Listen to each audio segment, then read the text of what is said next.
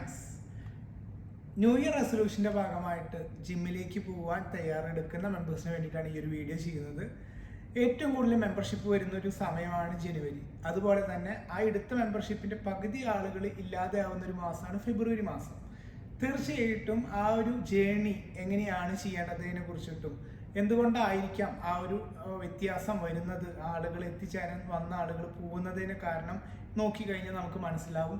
കൂടുതൽ പേരും hard വർക്കിലേക്കായിരിക്കും focus ചെയ്യുന്നുണ്ടാവുക. അവർ follow ചെയ്യുന്നതെല്ലാം ഹാർഡായിട്ടായിരിക്കും.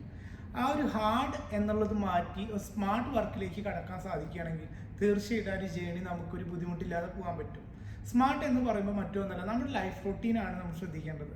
ലൈഫ് റൊട്ടീൻ, ഡയറ്റ്, സ്ലീപ്പ്, ഈ 3 കാര്യങ്ങൾ ശ്രദ്ധിച്ചു കഴിഞ്ഞിട്ടുണ്ടെങ്കിൽ നമുക്ക് ആ ജേണി കംപ്ലീറ്റ് ചെയ്യാൻ ഒരു ബുദ്ധിമുട്ടുണ്ടായിരിക്കില്ല. ഈ 3 പില്ലേഴ്സാണ് നമ്മളെ ഏറ്റവും കൂടുതൽ നമ്മുടെ ബോഡി കോമ്പോസിഷനും സ്ട്രക്ചറൊക്കെ ഡെവലപ്പ് ചെയ്യുന്നത്. വർക്കൗട്ട് എന്നുള്ളത് ഒരു 30% മാത്രമേ ഉള്ളൂ. അപ്പോൾ തീർച്ചയായിട്ടും നിങ്ങൾ ചെയ്യേണ്ടത് പറയുമ്പോൾ ഏറ്റവും മോഡറേറ്റ് ആയിട്ടുള്ള വെയിറ്റുകൾ മാത്രം എടുക്കാൻ ശ്രമിക്കുക. ആ മോഡറേറ്റ് വെയിറ്റുകളിൽ എടുത്ത് നിങ്ങൾക്ക് ആ ഒരു ഹാബിറ്റ് ആവുന്നത് വരെ, നിങ്ങൾക്ക് ആ ഒരു ജേണി ഇഷ്ടപ്പെട്ട് നല്ല രീതിയിൽ മുന്നോട്ട് പോകുന്നത് വരെ നിങ്ങൾ ഒരു രീതിയിലും ഹാർഡ് വർക്ക് ചെയ്യരുത്. സ്മാർട്ട് വർക്കാണ് ചെയ്യേണ്ടത്.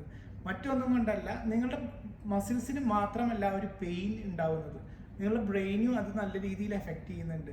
അപ്പോൾ തീർച്ചയായിട്ടും മടി വരാൻ കൂടുതൽ ചാൻസ് ആണ്.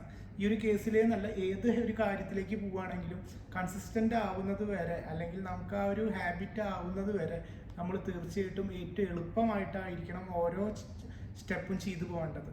അപ്പോൾ ഒരു കോമ്പിനേഷൻ ഓഫ് വർക്കൗട്ട് ഞാൻ ഇതിൽ ഡിസ്ക്രിപ്ഷനിൽ കൊടുക്കുന്നുണ്ട്. ഒരു മേജർ മസിൽ, ഒരു മൈനർ മസിൽ കംപ്ലീറ്റ് ചെയ്യാന്നുള്ള രീതിയിലാണ്. ബിസി ഷെഡ്യൂളായിട്ടുള്ള ആളുകൾക്ക് തീർച്ചയായിട്ടും അത് ഫോളോ ചെയ്യാൻ സാധിക്കും. ഒരു 45 മിനിറ്റ്സിൻ്റെ ഉള്ളിൽ നമുക്ക് കംപ്ലീറ്റ് ചെയ്യാൻ പറ്റുന്ന വർക്കൗട്ടുകളാണ് അതിൽ ഞാൻ ഫോം ചെയ്തിട്ടുള്ളത്.